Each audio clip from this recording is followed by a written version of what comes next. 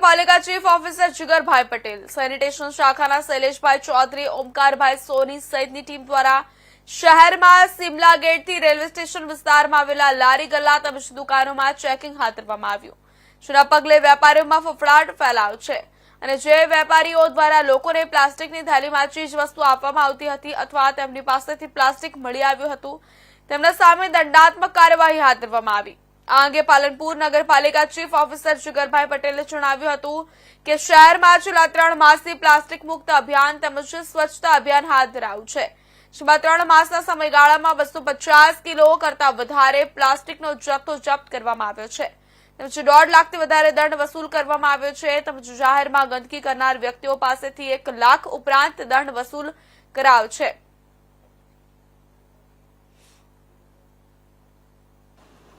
પાલનપુર નગરપાલિકા દ્વારા પ્લાસ્ટિક મુક્ત અભિયાન છેલ્લા 3 મહિનાથી ચલાવવામાં આવી રહ્યું છે।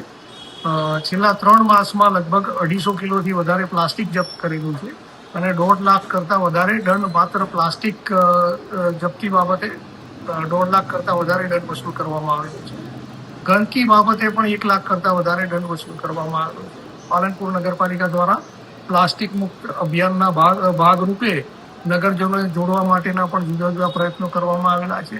અત્યાર સુધી 25 કરતાં વધારે સોસાયટીઓ આ અભિયાનમાં જોડાયેલી છે।